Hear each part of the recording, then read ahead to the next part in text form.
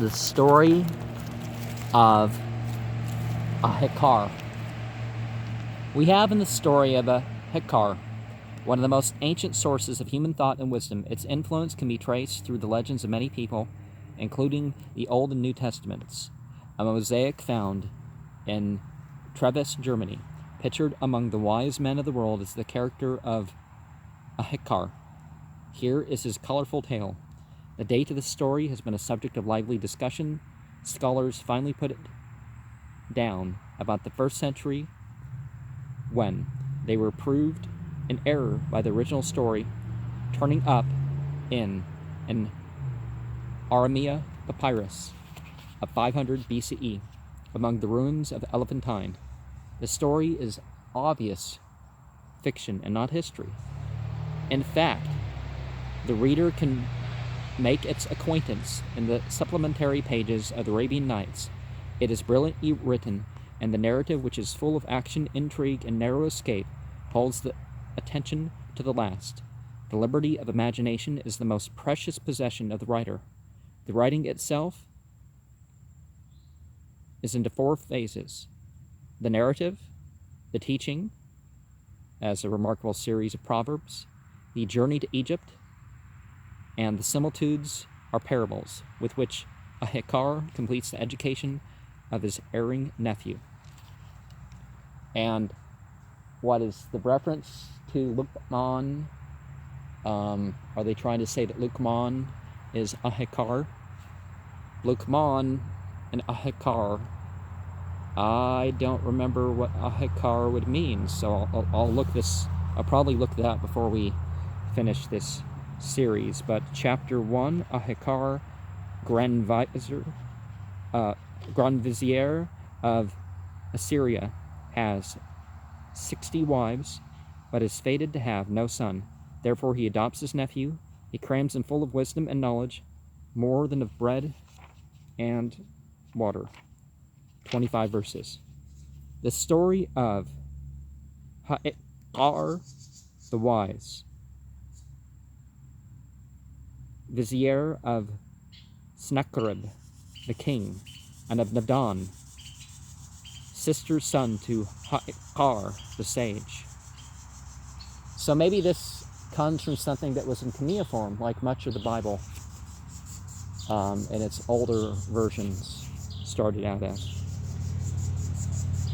There was a vizier in the days of King Sennacherib, the son of Sarhadum, king of Assyria and Nineveh, a wise man named Ahikar, and he was a vizier of King Sennacherib. He had a fine fortune and much goods, and he was skillfully wise, a philosopher in knowledge, in opinion, and in government. And he had married 60 women, and he had built a castle for each of them. But with it all he had no child by any of these women who might be his heir. And he was very sad on account of this. And one day he assembled the astrologers and the learned men and wizards, and explained to them his condition and the matter of his barrenness. And they said to him, "Go sacrifice to the gods and beseech them, that perchance they may provide thee with a boy."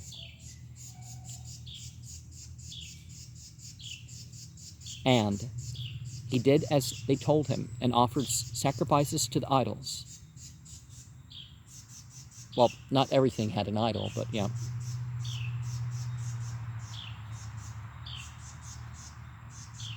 And besought them, and implored them with request and entreaty. And they answered him not one word, and he went away sorrowful and dejected, departing with a pain at his heart. And he returned, and he implored the Most High, and believed, beseeching him with a burning in his heart, saying, "O Most High God, O Creator of the heavens and of the earth, O Creator of all created things, I beseech thee to give me a boy, that I may be consoled by him, and that he may be present at my death, that he may close my eyes, and that he may bury me." And there came to him a voice saying, "Inasmuch as thou hast relied first of all on graven images, and hast offered sacrifices to them, for this reason thou shalt remain childless thy life long."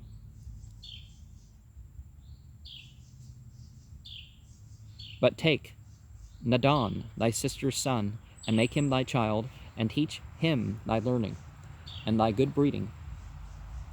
And at thy death he shall bury thee. Thereupon he took Nadon, his sister's son, who was a little suckling, and he handed him over to the 8 wet nurses, that they might suckle him and bring him up. And they brought him up with good food and gentle training and silken clothing and purple and crimson, and he was seated upon couches of silk.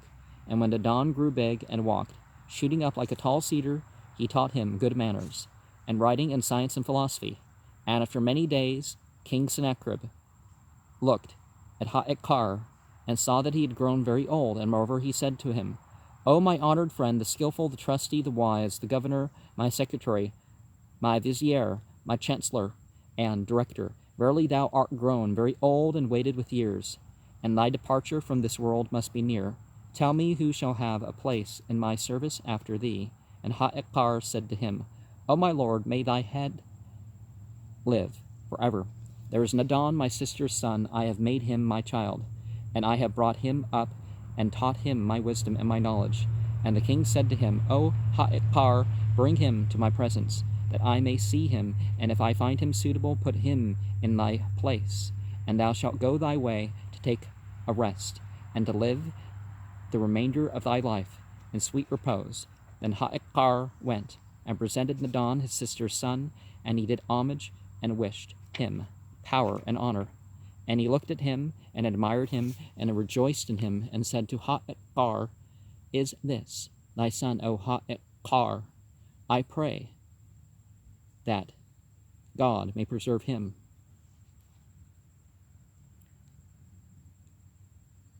And as thou hast served me, and my father, Sarhadum, may this boy of thine serve me and fulfill my undertakings, my needs, and my business, so that I may honor him and make him powerful for thy sake. And Ahikar did obeisance to the king, and said to him, May thy head live, O my lord, the king, forever. I seek from thee that thou mayst be patient with my boy Nadon, and forgive his mistakes, that he may serve thee as it is fitting. And then the king swore to him that he would make him the greatest of his favorites and the most powerful of his friends, and that he should be with him in all honor and respect. And he kissed his hands and bade him farewell. And he took Nadon, his sister's son, with him, and seated him in a parlor, and set about teaching him night and day, till he had crammed him with wisdom and knowledge, more than with bread and water. Chapter 2. A Poor Richard's Almanac of Ancient Days. Immortal precepts of human conduct concerning money, wisdom, women, dress, business, friends. I'll certainly got to use wisdom with regard to women.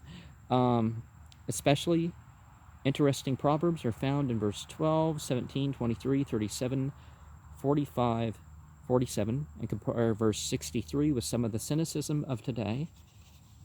So there's 67 verses.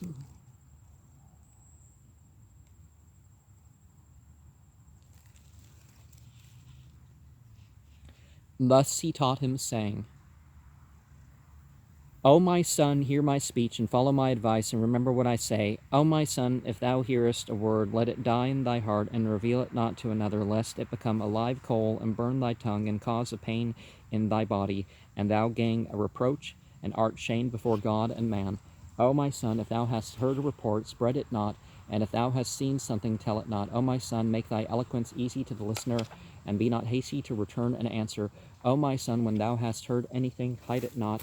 O my son, loose not a sealed knot, nor untie it, and seal not a loose knot. O my son, covet not outward beauty, for it wanes and passes away, but an honorable remembrance lasts for an aye. O my son, let not a silly woman deceive thee with her speech, lest thou die the most miserable of deaths, and she entangle thee in the net till thou art ensnared. O my son, desire not a woman bedizened with dress and with ointments, and who is despicable and silly in her soul. Woe to thee if thou bestow on her anything that is thine, or commit to her what is in thine hand, and she entice thee into sin, and God be wroth with thee. O my son, be not like the almond tree, for it brings forth leaves before all the trees, and the edible fruit after them all. But be like the mulberry tree, which brings forth edible fruit before all the trees, and leaves after them. O my son, bend thy head low down, and soften thy voice, and be courteous, and walk in the straight path, and be not foolish, and raise not thy voice when thou laughest. For if it were by a loud voice that a house was built, and the donkey would build many houses every day, and if it were by dint of strength that the plow were driven, the plow would never be removed from under the shoulders of the camels. O my son, the removing of stones with the wise man is better than the drinking of wine with the sorry man. O my son, pour out thy wine on the tombs of the just, and drink not with the ignorant, contemptible people. O my son, cleave to the wise men who fear God, and be like them, and go not near the ignorant, lest thou become like him, and learn his ways. O my son, when thou hast got thee a comrade or a friend, try him, and afterwards make him a comrade and a friend. And do not praise him without a trial, and do not spoil thy speech with a man who likes wisdom. O my son, while a shoe stays on thy foot, walk with it on the thorns, and make a road for thy son, and for thy household, and thy children, and make thy ship taut before she goes on the sea, and its waves and sinks, and cannot be saved. O my son, if the rich man eat a snake, they say, it is by his wisdom, and if a poor man eat it, the people say, from his hunger. O my son, be content with thy daily bread and thy goods, and covet not what is another's. O my son, be not neighbor to the fool, and eat not bread with him, and rejoice not in the calamities of thy neighbors. If thine enemy wrong thee, show him kindness. Compare Psalm 141, verse 4. O my son, a man who fears God, do thou fear him and honor him. O my son, the ignorant man falls and stumbles, and the wise man, even if he stumbles, he is not shaken. And even if he falls, he gets up quickly, and even if he is sick, he can take care of his life. But as for the ignorant, stupid man, for his disease there is no drug. O my son, if a man approacheth thee who is inferior to thyself, go forward to meet him, and remain standing. If he cannot recompense thee, his Lord will recompense thee for him.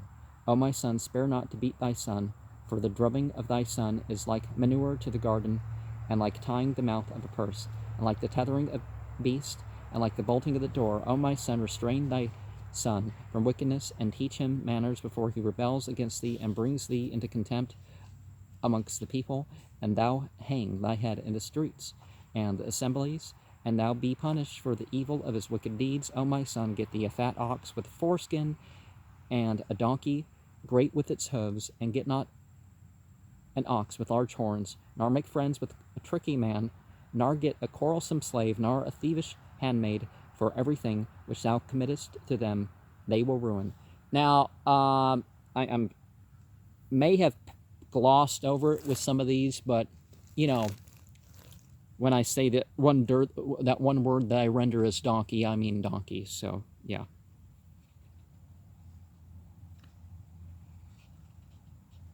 O my son, let not thy parents curse thee, and the Lord be pleased with them, for it hath been said, he who despiseth his father or mother, let him die the death, the death of sin, and he who honoreth his parents shall prolong his days, and his life shall see all that is good. O my son, walk not on the road without weapons, for thou knowest not when the foe may meet thee, so that thou mayest be ready for him. O my son, be not like a bare leafless tree that doth not grow, but be like a tree covered with its leaves and with its boughs. For the man who has neither wife nor children is disgraced in the world, and is hated by them, like a leafless and fruitless tree.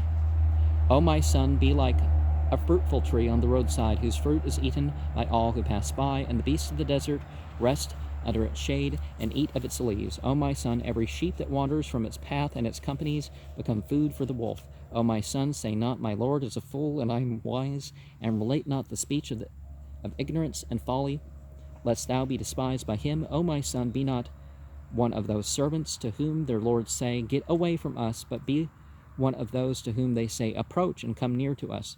O my son, caress not thy slave in the presence of his companion, for thou knowest not which of them shall be of most value to thee in the end. O my son, be not afraid of thy Lord, who created thee, lest he be silent to thee. That's a different sentiment than is usually expressed, but God-fearing, the terms that are translated as that aren't really, the same thing as, going around, oh, God's going to get me, I better, it's like, okay, well, do the right thing, but there's, more than, there's more to it than that. O my son, make thy speech fair and sweeten thy tongue, and permit not thy companion to tread on thy foot, lest he tread at another time on thy breast. O my son, if thou beat a wise man with a word of wisdom, it will lurk in his breast like a subtle sense of shame. But if thou drub the ignorant with a stick, he will neither understand nor hear. O my son, if thou send a wise man for thy needs, do not give him many orders, but he will do thy business as thou desirest. And if thou send a fool, do not order him, but go thyself and do thy business, for if thou order him, he will not do what thou desirest.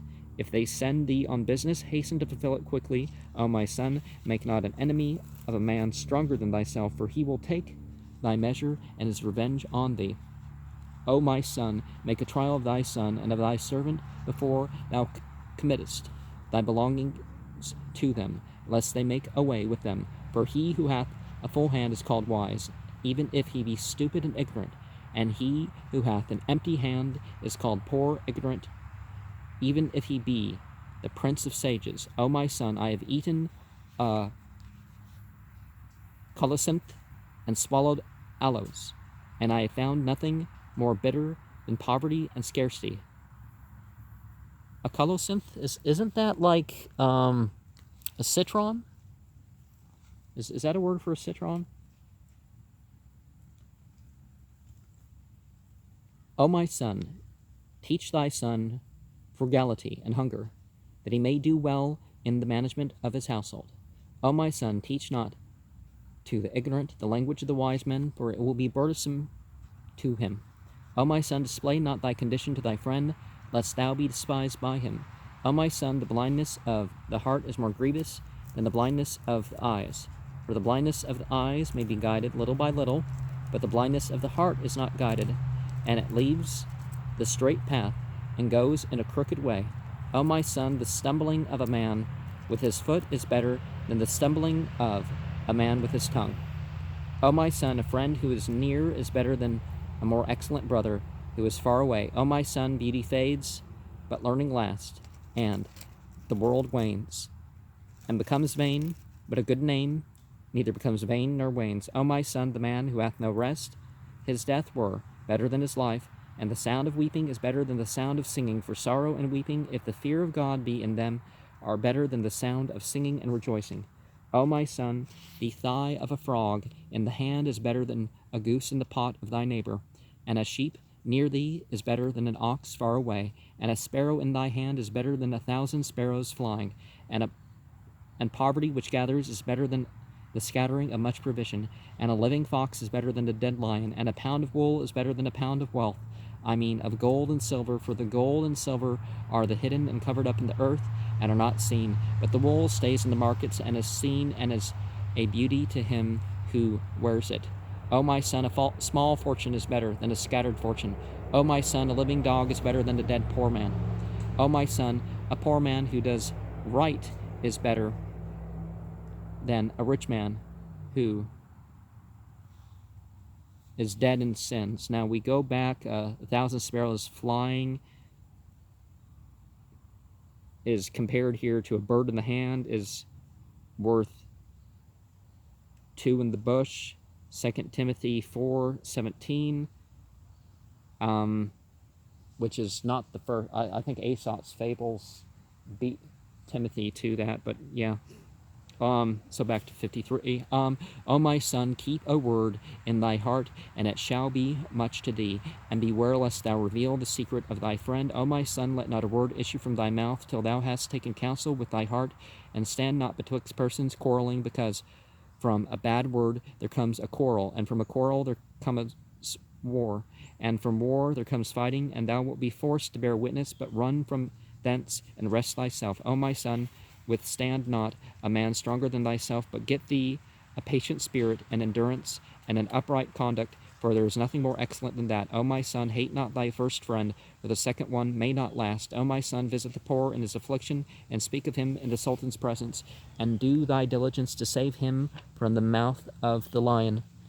O my son, rejoice not in the death of thy enemy, for after a little while thou shalt be his neighbor, and him who mocks thee do thou respect and honor, and beforehand with him in greeting. O my son, if water would stand still in heaven, and a black crow become white, and myrrh grow sweet as honey, then ignorant men and fools might understand and become wise.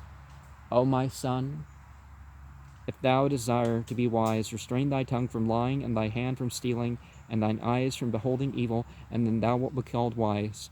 O my son, let the wise man beat thee with the rod, and let not the fool anoint thee with sweet salve. Be humble in thy youth, and thou shalt be honored in thine old age. O my son, withstand not a man in the days of his power, nor a river in the days of its flood. O my son, be not hasty in the wedding of a wife, for if it turns out well, she will say, My Lord, make provision for me, and if it turns out ill, she will rate at him who was the cause of it. O my son, whosoever is elegant in his dress, he is the same in speech, and he who has a mean appearance in his dress, he also is the same in speech. O my son, if thou hast committed a theft, make it known to the Sultan, and give him a share of it, that thou mayest be delivered from him, for otherwise thou wilt endure bitterness. O my son, make a friend of the man whose hand is satisfied and filled, and make no friend of the man whose hand is closed and hungry. There are 4 things in which neither the king nor his army can be secure: oppression by the vizier, and bad government, and perversion of the will, and tyranny over the subject. And 4 things which cannot be hidden: the prudent, and the foolish, and the rich, and the poor. Chapter 3. Ahikar retires from active participation in the affairs of state. He turns over his possessions to his treacherous nephew. Here is the amazing story of how a thankless profligate turns forgerer. A clever plot to entangle Ahikar results in his being condemned to death. Apparently the end of Ahikar. 63 verses. Thus spoke Ahikar, and when he had finished these injunctions and proverbs to Nadan, his sister's son, he imagined that he would keep them all, and he knew not that instead of that he was displaying to him weariness and contempt and mockery. Thereafter Ahikar sat still in his house, and delivered over to Nadan all his goods, and the slaves, and the handmaidens, and the horses, and the cattle, and everything else that he had possessed and gained. And the power of bidding and of forbidding remained in the hand of Nadan, and Ahikar sat at rest in his house. And every now and then Ahikar went and paid his respects to the king, and returned home. Now when Nadan perceived that the power of bidding and forbidding was in his own hand, he despised the position of Ahikar, and scoffed at him, and set about blaming him whenever he appeared, saying, My uncle Ahikar is in his dotage, and he knows nothing now.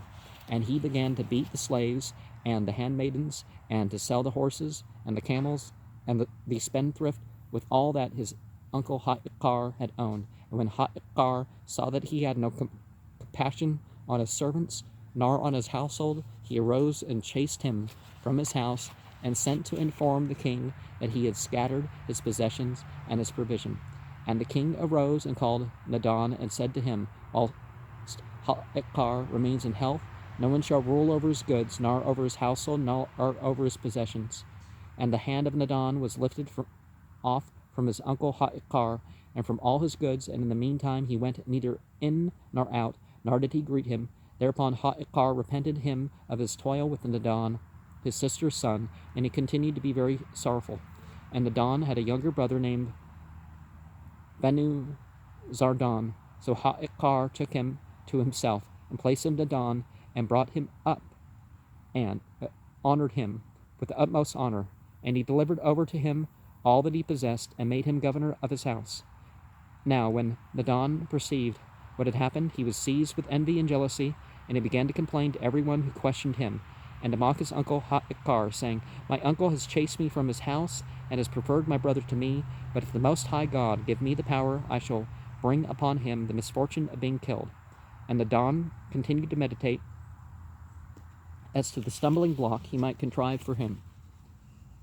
And after a while, Nadan turned it over in his mind, and wrote a letter to Achish, son of Shah, the wise, the king of Persia, saying thus: "Peace and health and might and honor from Sennacherib, the king of Assyria and Nineveh, and from his vizier and his secretary Ahikar, unto thee, O great king. Let there be peace between thee and me.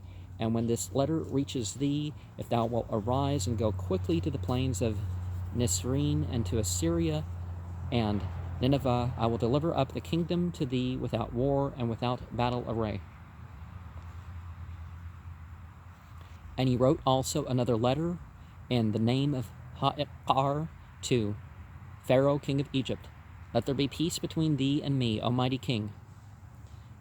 If at the time of this letter reaching thee, thou wilt arise and go to Assyria and Nineveh, to the plain of Nisreen, I will deliver up to thee the kingdom without war and without fighting." And the writing of Nadan was like to the writing of his uncle Ahikar. And then he folded the two letters and sealed them with the seal of his uncle Ahikar, and they were nevertheless in the king's palace. And he went and wrote a letter likewise from the king to his uncle Ahikar: "Peace and health to my vizier, my secretary, my chancellor Ahikar. O Ahikar, when this letter reaches thee, assemble all the soldiers who are with thee, and let them be perfect in clothing and numbers, and bring them to me on the 5th day in the plain of Nisreen. And when thou shalt see me there coming towards thee, haste, and make the army move against me as an enemy who would fight with me. For I have with me the ambassadors of the Pharaoh king of Egypt, and they may see the strength of our army, and may fear us, for they are our enemies, and they hate us." And he sealed the letter and sent it to Ahikar by one of the king's servants. And he took the other letter which he had written, and spread it before the king, and read it to him, and showed him the seal. And when the king heard what was in the letter, he was perplexed with a great perplexity, and was wroth with a great and fierce wrath, and said, "Ah, I have shown my wisdom, what I have done to Ahikar, that he has written these letters to my enemies. Is this my recompense from him for my benefits to him?" And Nadan said to him, "Be not grieved, O king, nor be wroth, but let us go to the plain of Nisreen, and see if the tale be true or not." Then Nadan rose on the 5th day, and took the king and the soldiers and the vizier, and they went to the desert and the plain of Nisreen. And the king looked, and lo, Ahikar and the army were set in array.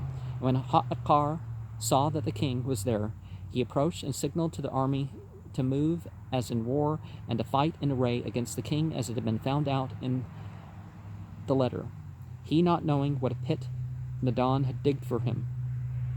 And when the king saw the act of Ahikar, and was seized with anxiety and terror and perplexity, and was wroth with a great wrath, and Nadan said to him, "Hast thou seen, O my lord the king, what this wretch has done? But be not thou wroth, and be not grieved, nor pained, but go to thy house, and sit on thy throne, and I will bring Ahikar to thee, bound and chained with chains, and I will chase away thine enemy from thee without toil."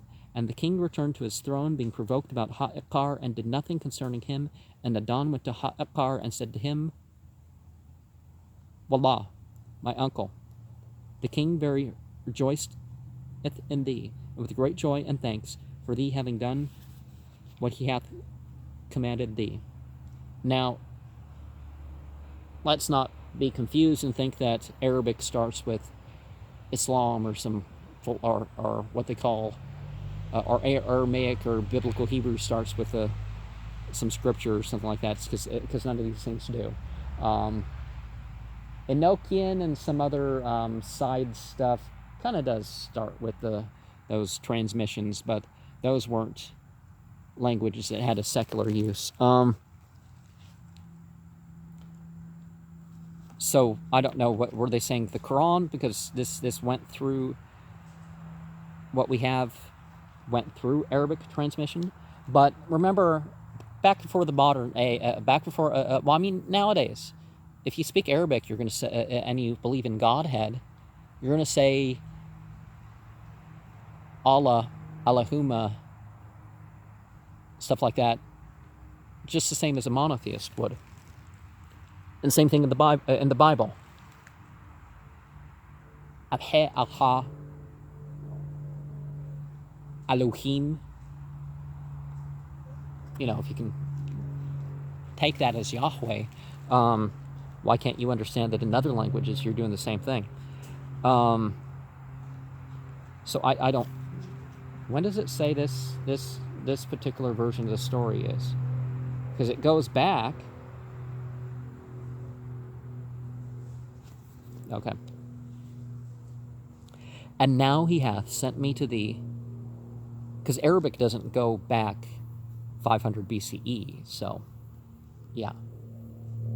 And now that he hath sent me to thee, that thou mayest dismiss the soldiers to their duties, and come thyself to him with thy hands bound behind thee, and thy feet chained, that the ambassadors of Pharaoh may see this, and that the king may be feared by them and by their king.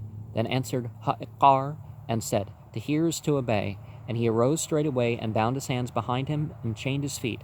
And Nadan took him, and went with him to the king. And when Ahikar entered the king's presence, he did obeisance before him on the ground, and wished for power and perpetual life to the king.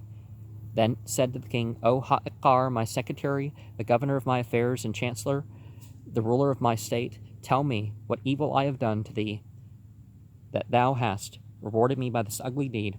Then they showed him the letters in his writing, and with the seal. And when Ahikar saw this, his limbs trembled, and his tongue was tied at once, and he was unable to speak a word from fear. But he hung his head toward the earth and was dumb. He couldn't speak. And when the king saw this, he felt certain that the thing was from him, and straightway arose and commanded them to kill Ahikar, and to strike his neck with the sword outside of the city.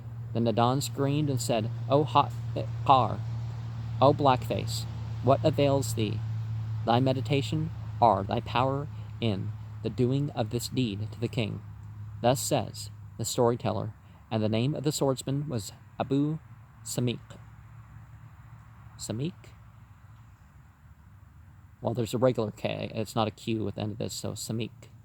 And the king said to him, O swordsman, arise, go, cleave the neck of Ahikar at the door of his house, and cast away his head from his body 100 cubits. And Ahikar knelt before the king and said, Let my lord the king live forever, and if thou desirest to slay me, let thy wish be fulfilled, and I know that I am not guilty.